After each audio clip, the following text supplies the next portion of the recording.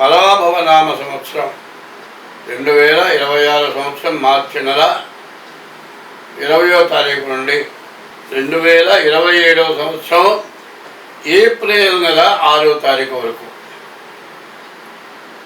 ఉగాది ఈ సంవత్సర ఫలితాలు. పరాభవనామ సంవత్సరం ఫలితాలు ఇప్పుడు చెప్పుకుందాం. 2026 సంవత్సరం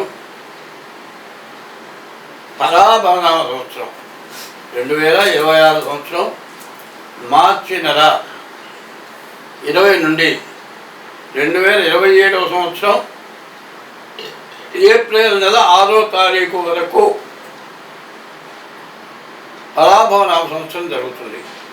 ఈ పరాభవనామ సంవత్సరం ఫలితాలు ఎందుకంటే ఇంతకుముందు మాస ఫలాలు, నెల ఫలాలే చెప్పుకున్నాం. ఇప్పుడు సంవత్సర ఫలితం చెప్పుకుంటున్నాం. ఇప్పుడు ఈ సంవత్సర ఫలితంలో 5వ రాశి సింహరాశి. ఈ సింహరాశి ఎట్లా ఉందో చూద్దాం. మఖా నక్షత్రం 4 పాదాలు, పుబ్బా నక్షత్రం 4 పాదాలు, ఉత్తరా నక్షత్రం 1 పాదం. మా మీ ము మే మఖ, మో టా టీ టు పుబ్బ, టే ఉత్తర. ఈ 9 అక్షరాలు కలిసి సింహరాశి అయింది. అయితే ఈ పరిస్థితి చెప్పాలంటే ఈ సింహరాశి పరిస్థితి చాలా ఘోరాతి ఘోరంగా ఉంది. ఈ సింహరాశి ఎట్లాంటిది అంటే సింహం అమ్మవారి యొక్క వాహనం. ఈ సింహరాశికి అధిపతి ఎవరు? రవి, సూర్యుడు. ఈ సూర్యుడు ఎవరు? మరి ఏ మతం వాళ్ళైనా సరే సూర్య చంద్రుడిని చూసే పండుగ చేస్తూ ఉన్నారు. నా మతం వేరు, నా దేవుడు వేరు అని ఎవరికి వాళ్ళు అనుకున్నా కూడా మరి ఈ సూర్యుడు మరి ప్రపంచంలో అన్ని దేశాలకి ఒక్కడే సూర్యుడు కనపడుతున్నాడు. ఒక సూర్యుడు సమస్త జీవులకు తాను ఒక్కొక్కడై తోచుకోలేక ఏ దేవుడు సర్వకాలము మహాలీలను నిజోత్పన్న జన్య కదంబముల పురత్సరోహముల నానా విధానమున రూపకుడై ఒప్పుచుండు అట్టి హరినే ప్రార్థంతు సిద్ధున్నాయి. ఈ సూర్యుడు ప్రపంచంలో అన్ని దేశాలకి కనపడే సూర్యుడు ఒక్కడే. ఆయన హరి అంటారు. ఆ సూర్యుడు గురించి మనం ఒక శ్లోకం ఎప్పుడూ చదువుతుంటాం. శుక్లాంబరధరం విష్ణుం శశివర్ణం చతుర్భుజం ప్రసన్నవదనం ధ్యాయేత్ సర్వ విఘ్నోపశాంతయే అని ఈ శ్లోకం చదవని మానవుడు ఎవడూ లేడు. అయితే ఈ శ్లోకం వినాయకుడిని గురించి అనుకుంటున్నారు. వినాయకుడిని గురించి మాత్రం కాదు. శుక్లం అంటే తెల్లగా ఉన్నాడు. అంబరం అంటే తెల్లటి యొక్క పట్టుబట్ట ఎట్టా ఉంటుంది, మెరుస్తూ ఉంటుంది. అంబరం తెల్లటి వస్త్రం కట్టుకున్నట్ట. విష్ణు మొత్తం వ్యాపించున్నాడు. శశివర్ణం తెల్లటి వర్ణం కలిగి ఉన్నాడు. చతుర్భుజం 4 భుజాలు ఏమిటి? చిధులు, ఉత్తరాయణ దక్షిణాలు ఉన్నారు. మరి సంవత్సరం, మాసం ఈ 4 భుజాలు. పక్షం శుక్లపక్షం, బహుళపక్షం అవి 2 కలిసి 1, మాసం 1, తర్వాత 3 ఉత్తరాయణం, దక్షిణాయనం 1, సంవత్సరం 1.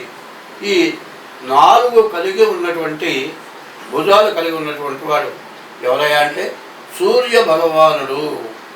ఆ సూర్య భగవానుడు చూసి ఈ శ్లోకం చదువుకొని దండం పెట్టాలి.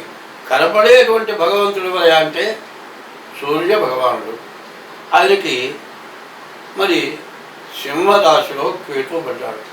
ఈ కేతు యొక్క స్వభావం ఏంటంటే కేతుశిఖి ధ్వనోధూమ్ర ఉత్పాతో బహురూప కృతం.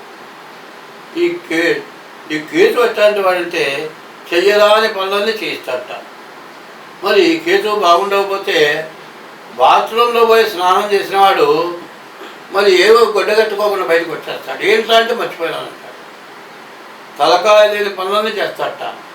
తను కట్టుకున్న గుడ్డే చింపుతాడు. కేతువు బాగుండకపోతే అంత ఘోరాతి ఘోరంగా ఉంటుంది. ఈ రాశి వాళ్ళకి అష్టమంలో శని పడ్డాడు.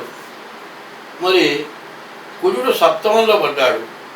ప్రత్యేకించి చెప్పాలంటే ఈ రాశి వాళ్ళకి గురువు ఒక్కడు కూడా బాగాలేడు. ఎందుకంటే ఇప్పటికి బాగున్నాడు కానీ గురువు కూడా మారబోతున్నాడు. ఈ రాశి వాళ్ళకి ఏ గ్రహాలు కూడా పూర్తిగా బాగాలేదు. కాలసర్ప దోషం, బుధుడు శుక్రుడు తప్పితే ఏ గ్రహాలు బాగాలేవు. కాబట్టి ఇప్పటికి చెప్పిన రాశులన్నింటిలోకి ఈ 5వ రాశి సింహరాశి పరిస్థితి ఎట్లా ఉందంటే చాలా ఘోరంగా ఉంది. అందరికీ కాకండి, మనకు కనపడే భగవంతుడికి అష్టమ స్థానం మరి ప్రాణాపాయ స్థితి, మరణస్థానం. ఈ అటువంటి స్థానంలో మరి శని, సూర్యపుత్రో యమశ్చ సహా, సూర్యుడు యొక్క కుమారుడు శనిట. మరి సూర్యుడు యొక్క కుమారుడు శని అష్టమంలో శత్రువు అయి ఉండి అష్టమంలో పడి ఉండటం చాలా ఇబ్బందికరమైనటువంటి సమయం. కాబట్టి ఈ సింహరాశి పరిస్థితి ఏమిటో అర్థం కావటం లేదు. అందులో ఈ సింహరాశి పరిస్థితి సక్రమంగా ఆలోచిస్తే ఏమనిపిస్తుందా అంటే, కుజుడు సప్తమంలో ఉన్నాడు. భార్యాభర్తలకి శత్రుత్వం వచ్చి చాలా ఇబ్బంది పడే లక్షణాలు కనబడుతున్నాయి. భార్యాభర్తలకి ఇబ్బంది వచ్చింది అంటే మాత్రం కన్న పిల్లలు, తల్లిదండ్రులు చాలా ఇబ్బంది పడతారు.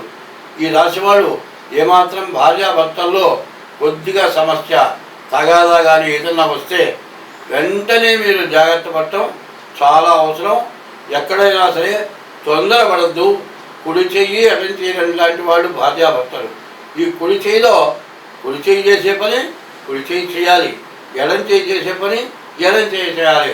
కానీ ఈ రెండు కలిసి చేస్తేనే బాగుంటాయి. ఈ రెండు చేతులు ఇట్లా కొట్టుకోవడం మొదలుపెట్టింది అనుకోండి, శబ్దం వచ్చింది. ఈ శబ్దం ఏమవుతుంది, కుటుంబానికి శ్రేయస్సును పోయి మొత్తం విరోధం, శత్రుత్వం, బదార్పాలు, గోళ, మరి ఏది కాకుండా ఎవరి దారిన విడబడిపోయి పిల్లలు అన్యాయం అయిపోయి పిల్లలు బజారు పాలైపోయి తల్లిదండ్రులకు అన్నం పెట్టేవాళ్ళు లేక పిల్లలు అనాథ శరణాలయంలో ఇట్లాంటి సమయంలో చేరినవాడుతున్నారు. కాబట్టి ఈ కాలసర్ప దోషం ఉండటం చేత మరి కుజుడు సప్తమంలో, మరి శని అష్టమంలో ఉండటం, కేతువు మరి సింహరాశిలో ఉండటం, రాహుకేతుల మధ్యలో గ్రహాలు పట్టడం, ఇది చాలా విపరీతమైన సమస్యలు రావడానికి బాగా ఎక్కువ నష్టాలు ఎక్కువగా కనపడుతున్నాయి. కాబట్టి ఈ రాశివాడు నేను చెప్పానని అనుకోవద్దు. వెంటనే సంవత్సరాలు ఉగాది రాకమునిపే మీ డేట్ ఆఫ్ బర్త్ ద్వారా మీ జాతకం చూపించుకొని మీ జాతకంలో ఉన్న దోషాలు ఏందో తెలుసుకొని దానికి తగిన ఉపశమనం చేసుకోండి. ఎప్పుడైనా సరే మనకు బాగుండనప్పుడు జాగ్రత్త పడాలి. మనకు శత్రువు ఉన్నాడు, దుర్మార్గుడు ఉన్నాడు, వాడి దగ్గర అప్పు తీసుకున్నాం, వాడు డబ్బులు తీసుకుంటే లోపల మన తలకాయ పాల్గొట్టడానికి వచ్చే పరిస్థితిలో ఉంటాడు.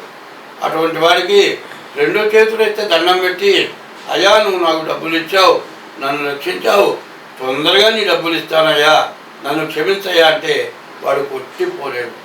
అదే కనుక వాడు వచ్చినప్పుడు వాడిని తిట్టడం మొదలుపెట్టావనుకో చంపిపోతాడు. కాబట్టి ఈ పరిస్థితి చాలా సర్దుకొని ఉండటమే కాకుండా మీ జాతక రీత్యా ఎట్లా ఉందో చూపించుకోవడం చాలా అవసరం. అట్లా ఉంటేనే మీకు అన్ని విధాలా కలిసి వస్తుంది, అన్ని విధాలా బాగుంటుంది. కాబట్టి డేట్ ఆఫ్ బర్త్ లేకపోతే హస్త సాముద్రికం ద్వారానైనా సరే మీ జాతకం చూపించుకోవడం చాలా అవసరం. ప్రత్యేకించి మీకు చెప్పబోయేది ఏంటంటే, ఈ రాశి వాళ్ళకి చాలా కష్టాలు ఎక్కువగా ఉన్నాయి. కాబట్టి వీళ్ళు బయటికి తప్పించుకోవడం చాలా అవసరం. స్వస్తి.